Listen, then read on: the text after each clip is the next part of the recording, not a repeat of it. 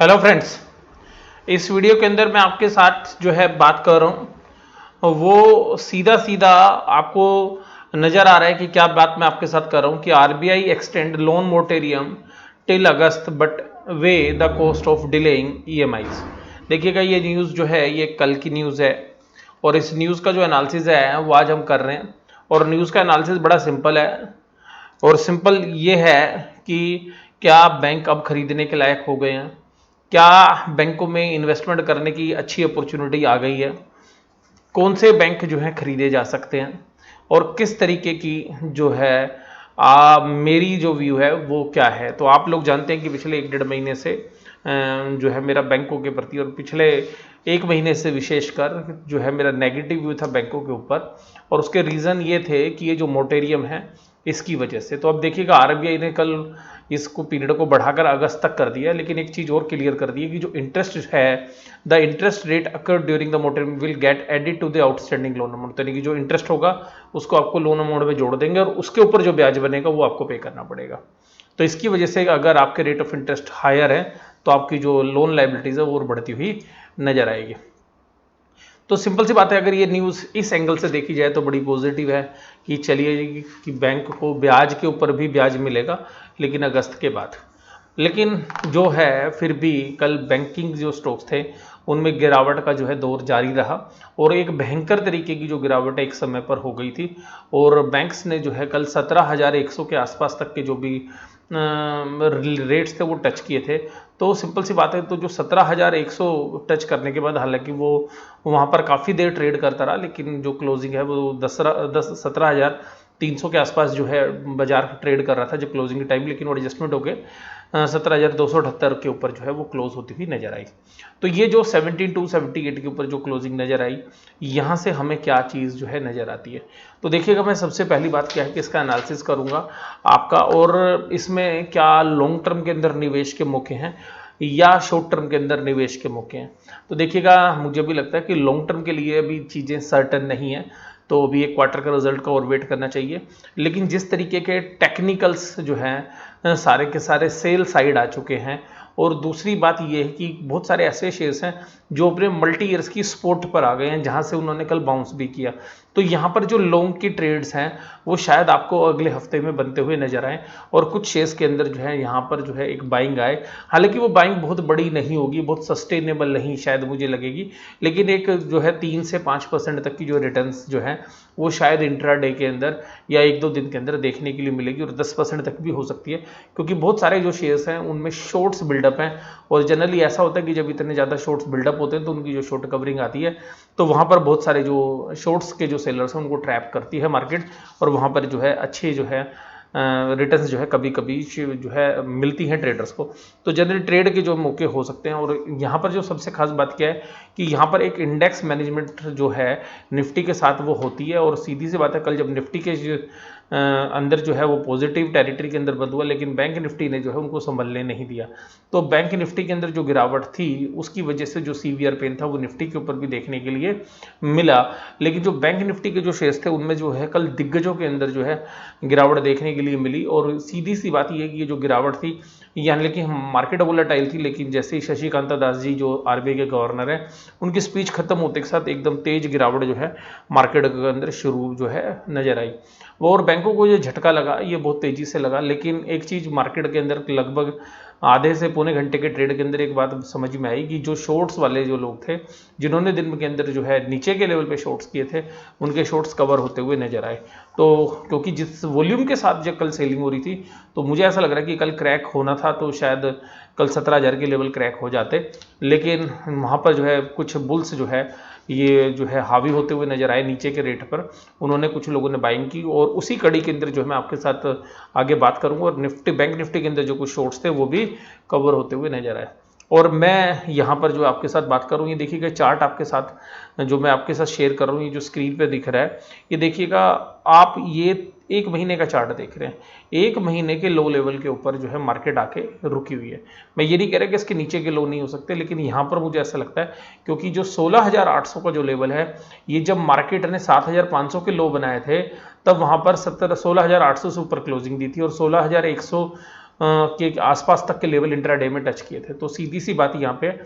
और दूसरी बात क्या है कि जब अप्रैल के अंदर भी जो मार्केट ने रिकवरी की थी तो 17,200 से ही रिकवर हुए थे मार्केट।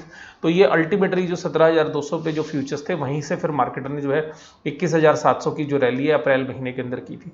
तो कुछ ऐसे रीजंस, कुछ ऐसी हिस्ट्री जो है हमें लग रही है कि यहाँ से भी जो है कुछ रीबाउंड जो है शेयर्स होते हुए नजर आए। अब निफ्टी के अगर बैंक के शेयर्स के अंदर बात करें तो देखिएगा 17,278 में बंद हुआ। ये एक हफ्ते का वीक है, तो एक हफ्ते के अंदर भी देखिएगा क्या गिरावट आई है 18,750 के लेवल से 18,750 से 17,278। तो ये जो एक तरफा सेलिंग हो रही है ये हो सकता है कि आपको थोड़ी सी रुकती हुई नजर आए, क्योंकि जो बहुत सारी जो नेगेटिव चीजें हैं वो डिस्काउंट होती हुई नजर आ रही हैं। और मार्केट अब शायद बैंक निफ्टी यहाँ पे थोड़ा टाइम कंसोलिडेट करे और अगले महीने जब रिजल्ट्स आएंगे तब वो रिएक्ट करे। और हो सकता है क्योंकि शॉर्ट्स बहुत बिल्डअप है तो आने वाले समय के अंदर अभी भी जो है मुझे लगता है कि 16,000 तक की भी जो रेंज है, जो 16,100 के लो लगे थे इंट्राडे, वहां तक भी जा सकती है, लेकिन ऊपर भी जो है 18,300 तक के जो है चांसेस मुझे बड़े इजीली जो है लग रहे हैं। तो यहाँ पे देखिएगा जो बैंक निफ्टी के जो कंपोनेंट्स हैं उनके अंदर मैं आपके साथ बात करूं तो कोटक महिंद्रा बैंक जो है कल पॉजिटिव नोट के साथ बंद हुआ। बैंक ऑफ बड़ौदा लास्ट घंटे के अंदर जो है बढ़ा। और आप लोग जानते हैं कि मैं बैंक निफ्टी के अंदर जनरली आपको जो एनालिसिस करता हूं तो बैंकों के शेयर्स के ऊपर जो है मैं विशेषकर काफ़ी ध्यान रखता हूं। और क्योंकि मैं जनरली जो ट्रेड्स है वो भी बैंकिंग स्टॉक्स में ही करता हूं, तो जनरली ये जो शेयर्स हैं ट्रेडिंग के शेयर्स होते हैं जनरली, हालांकि इसमें से कुछ शेयर्स इन्वेस्टमेंट ग्रेड के भी स्टॉक हैं, लेकिन आज की डेट में मुझे जो नहीं लगता कि अभी इन्वेस्टमेंट जो है करने का समय है।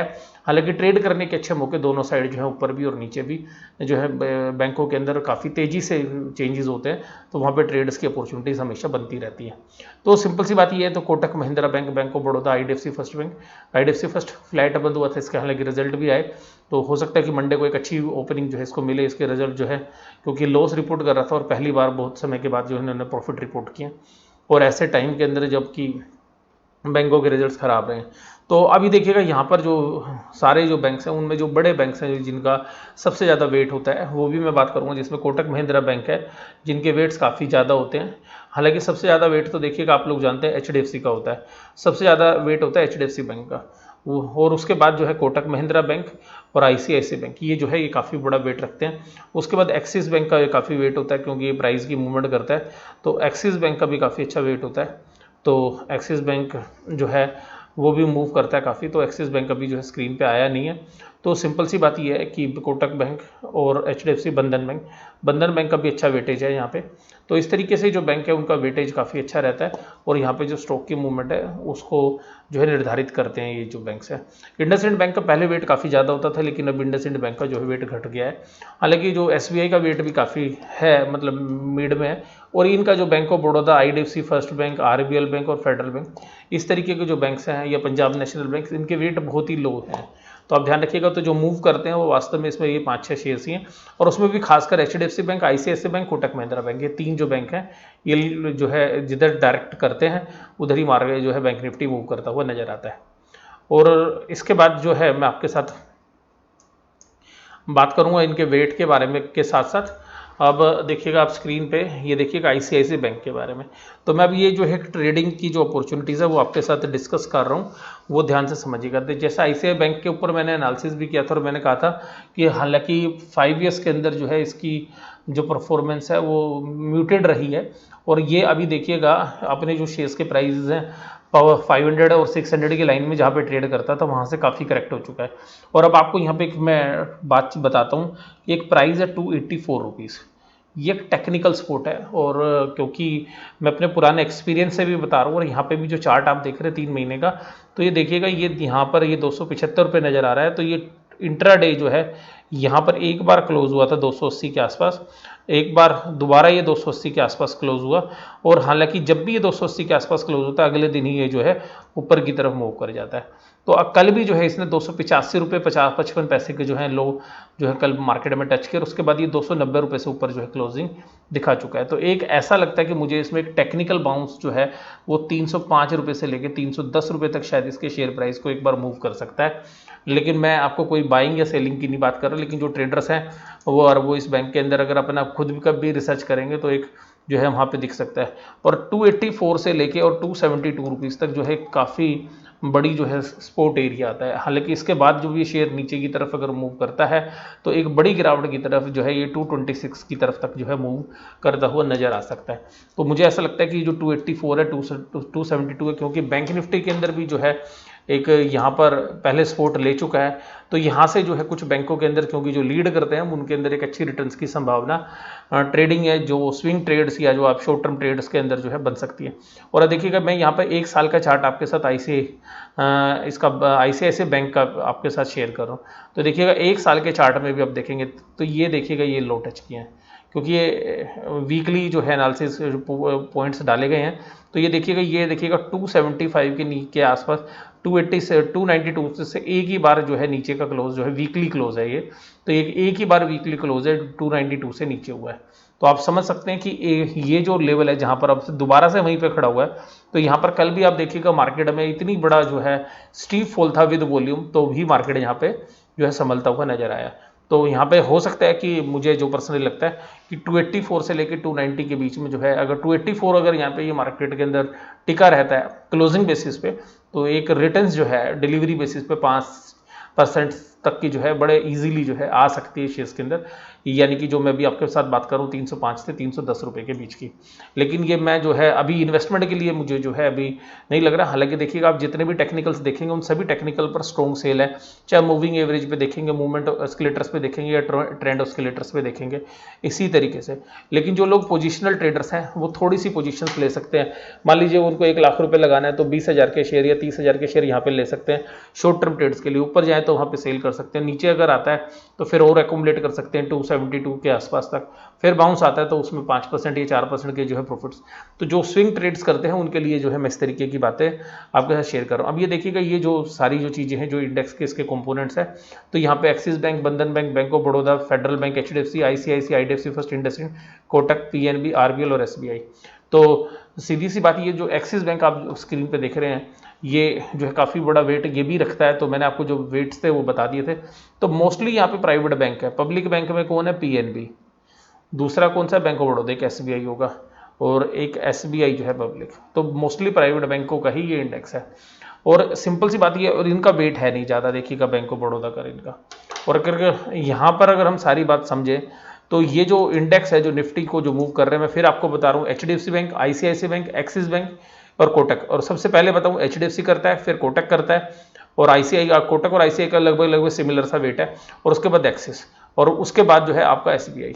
तो ये 5 बैंक और उसके बाद जो है इंडसइंड, तो जो है ये 5 या 6 बैंक जो है इस पूरे बैंक निफ्टी को मूव करते हैं, और बाकी जो शेयर्स हैं वो मूव करते हैं लेकिन उनका जो है नेग्लिजिबल वेट है। मैं आपको सिंपल सी बात भाषा में बात करूँ तो इसी तरीके से अगर आप देखें कल की भी बात करूं मैं, तो अगर कल की भी बात करूं तो कल देखिए HDFC बैंक ने 187.28 की जो है गिरावट थी, तो करीबन 2-3% के ऊपर ही 187 गिरा दिया। फिर देखिएगा ICICI बैंक, तो इसमें 5-1% की गिरावट थी तो इसने 182 की गिरावट दी। तो एक्सिस बैंक ने 94, बंधन बैंक ने 20 और SBI ने 16। अब देखो कोटक महिंद्रा बैंक प्लस में था तो इसका वेट देखिएगा 31.42। तो ये देखिएगा ये HDFC, ICICI, axis, Kotak Mahindra bank, तो इनका वेट ही आपको नजर आएगा। IDFC फर्स्ट बैंक पॉजिटिव था नहीं तो न्यूट्रल था, और यहाँ पे देखिएगा SBI। तो ये जो गिरावट है तो आप यहाँ पे समझ सकते हैं कंपोनेंट HDFC, ICICI, एक्सिस और इधर कोटक। तो ये 4-5 बैंक जो है यही डिसाइड करते हैं कि किधर मूवमेंट होगी। तो मुझे ऐसा लगता है कि due to the index management, due to the support at ICICI bank, दूसरी बात क्या है कि जो ज़्यादातर नेगेटिव जो न्यूज़ फ्लो है वो बैंक्स के पास जो है वो देखने के लिए मिल चुका है। अब अगला जो भी आउटकम आएगा वो अनसर्टेनिटी तो मार्केट में है, वो शायद जून क्वार्टर के रिजल्ट्स में ही पता चलेगा कि पॉजिटिव है, नेगेटिव है या क्या इंपैक्ट है, कितना प्रोविजंस है। तो मुझे यहाँ से लगता है कि एक टेक्निकल बाउंस बैक जो है ICICI बैंक के शेयर्स के अंदर भी देखने के लिए मिल सकता है, लेकिन ये केवल और केवल शॉर्ट टर्म ट्रेड्स हैं जहाँ पर कि मुझे लगता है कि एक पैसा बन सकता है। लॉन्ग टर्म के अंदर मेरा अभी भी जो है यहाँ पर अनसर्टेनिटी है। तो जून क्वार्टर के रिजल्ट्स देखने के बाद और इवन सितंबर क्वार्टर के रिजल्ट देखने के बाद वहां पर जो है मुझे लगता है कि एक पिक्चर क्लियर होगी, और उसके बाद ही जो है बैंकिंग स्टॉक में निवेश करने के जो है मौके ढूंढने चाहिए। आपको वीडियो कैसी लगी आप मुझे जरूर से जरूर कमेंट बॉक्स में बताइएगा। वीडियो देखने के लिए धन्यवाद। Thank you very much.